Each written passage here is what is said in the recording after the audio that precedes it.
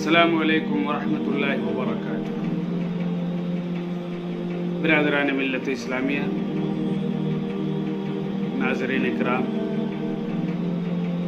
جیسا کہ آپ حضرات کو یہ بخوبی معلوم ہے کہ لاک ڈاؤن کی وجہ سے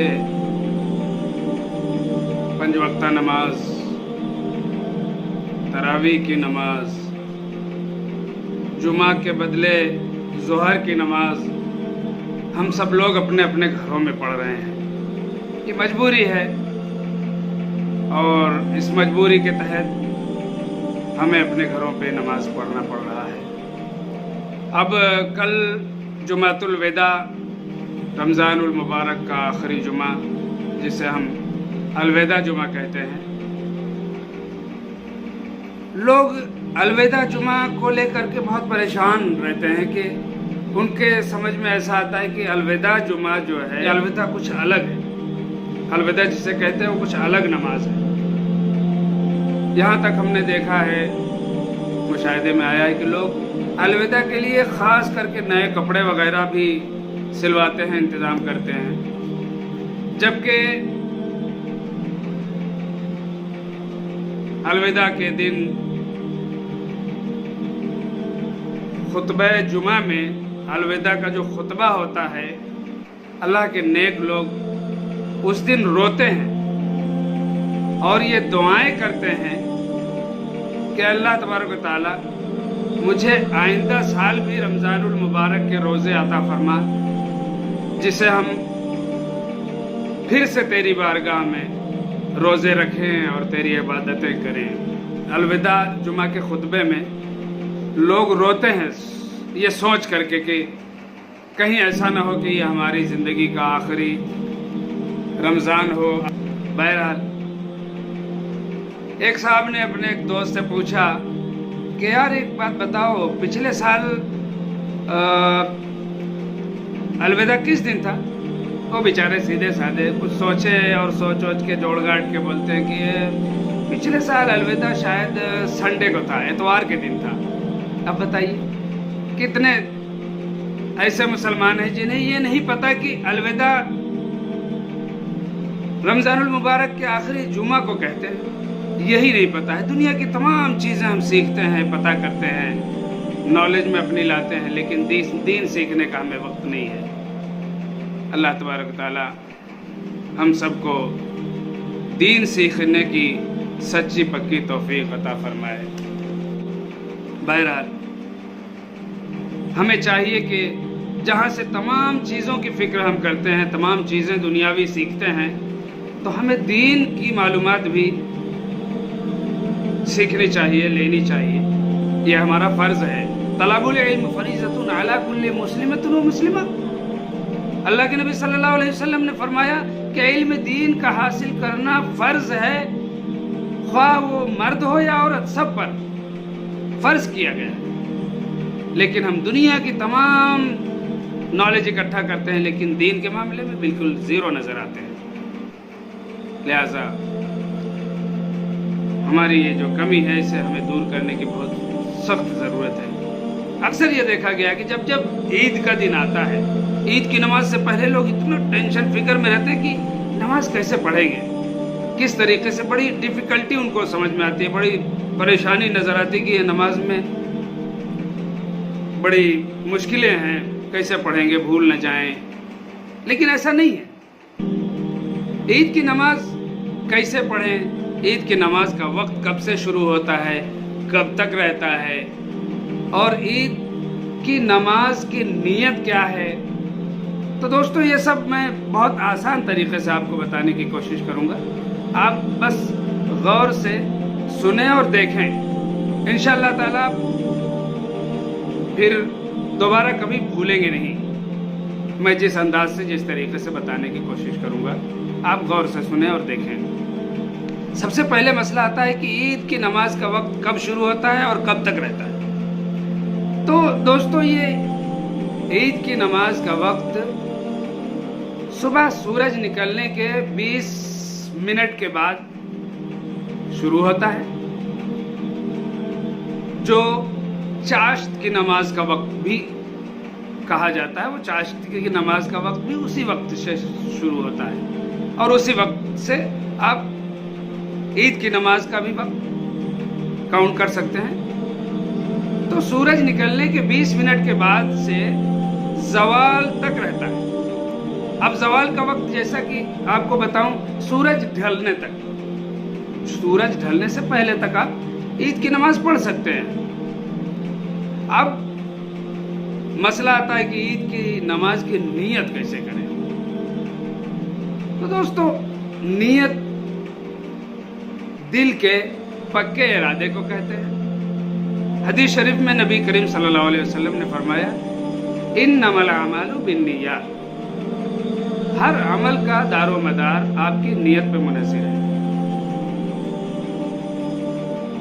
कोई भी काम आप करें, आपने जो सोचा है, रब तबारक व तआला आपके दिल के इरादे को जानने वाला है। बस वो आपके दिल के इरादे को ही नीयत कहते हैं, वही आपकी नीयत है। जुबान से कह लेना मुस्तहब है। अब लोग सोचते हैं कि अगर नहीं कहेंगे तो नमाज मुकम्मल नहीं होगी, परफेक्ट नमाज नहीं होगी। ऐसा नहीं है। अगर आता है तो आप जुबान से कह लें, नहीं आता है तो सबसे बड़ी नीयत तो आपने जो सोच रखा है दिल में कि हम ईद की नमाज पढ़ने जा रहे हैं, या रोज़ा रखा है आपने, या हज किया आपने, या ज़कात दिया आपने, या और भी दीगर फ़राइज़ या वाजिबात या मुस्तहबात या नेक काम जो भी किया आपने, तो जो सोच करके किया वो अल्लाह तबारक तआला आपके दिल की कैफियत जानता है, आपकी सोच को जानता है। वो आलिमुल गैब व शहादत, वो सब कुछ जानने वाला है। उसी नियत के होने पर आपको अजर देता है। आपने सोचा अल्लाह की रज़ा के लिए, वो अल्लाह के यहाँ कबूल हो जाती है। और कहीं ज़र्रा बराबर ये ख्याल आ गया आपके दिल में कि दुनिया देखेगी, लोग देखेंगे तो वाह वाह करेंगे, वो मुँह पर मार दी जाती है, वो रद्द कर दी जाती है इबादत, वो अल्लाह के यहाँ कोई उसकी वैल्यू नहीं है, कोई कबूलियत का दर्जा उसे नहीं मिलता है। तो आइए हम नियत आपको समझाने की कोशिश करते हैं। नियत की मैंने यहाँ पे एक मसला आपको एकदम है, छोटी सी बात, लेकिन समझे तो बहुत बड़ी बात भी है। नियत की मैंने और नियत करता हूं मैं, फर्क क्या है? दोस्तों, एक काम है, मैंने आपसे मांगा 1 गिलास पानी दीजिए, आपने कहा लाता हूं। जी लाता हूं। तो लाता हूं लफ्ज जो है उसमें एक गैप आता है, एक थोड़ा सा बीच में गैप आता है, रुकावट आती है कि भी मतलब थोड़ा सा रुक के आदमी लाएगा, देगा मुझे, आप मुझे थोड़ा सा रुक के ला के देंगे। लेकिन अगर इसी चीज को हम ये कहें कि आप 1 गिलास पानी दीजिए और आपने कहा ये लीजिए, हाजिर है, तो उसमें लाता हूं और की मैं ये लीजिए में कितना फर्क है? तो बेहतर ये होगा, लफ्ज जो है, लफ्ज है, कहने में थोड़ा फर्क है, लेकिन बेहतर लफ्ज वो ये है कि नियत की मैंने, नियत करता हूं के बजाय नियत की मैंने। उलमाए किराम ने मसला वफ़स किया है कि बेहतर ये होगा कि आप कहें नियत की मैंने, कर लिया हमने, करता हूं कब करेंगे, की मैंने, बेहतर होगा यही कहें हम। तो कहते हैं नियत की मैंने 2 रकात नमाज ईद उल फित्र की वाजिब। अब ये ईद की नमाज जो है ईद उल फित्र की, वो वाजिब है। अब ये नमाज आम नमाजों के तरीके से ये भी नमाज है, रुकू सजदा, सूरह फातिहा, दूसरी आयत, सूरतें मिलाना, सेम वैसी हैं। बस फर्क जो है वो ये है कि 6 तकबीरें एक्स्ट्रा हैं इसमें, बस यही आप ध्यान रखें। इसी चीज को आप समझ लें, जिसे लोग बड़े कंफ्यूज रहते हैं सोच करके कि कैसे हम पढ़ेंगे। बस यही इतना फर्क है और कुछ नहीं। नियत तो दिल के इरादे का नाम है। आप अगर जुबान से कहते हैं तो ठीक है, अगर आपने नहीं कहा तो भी अल्हम्दुलिल्लाह सुम्मा अल्हम्दुलिल्लाह, आपकी नमाज मुकम्मल होगी, कोई जर्रा बराबर नमाज में कमी नहीं आएगी। तो नियत की मैंने 2 रकात नमाज ईद उल फित्र की वाजिब, ये नियत बोलने का तरीका है। 6 जायद तकबीरों के साथ, मतलब जो 6 ज्यादा तकबीरें हैं। और नमाजों में तो आपने अल्लाह अकबर कहा और रुकू किया, सजदा किया, اور تحیات پڑھا اور سلام پھیر دیا, ہو گئی آپ کی نماز.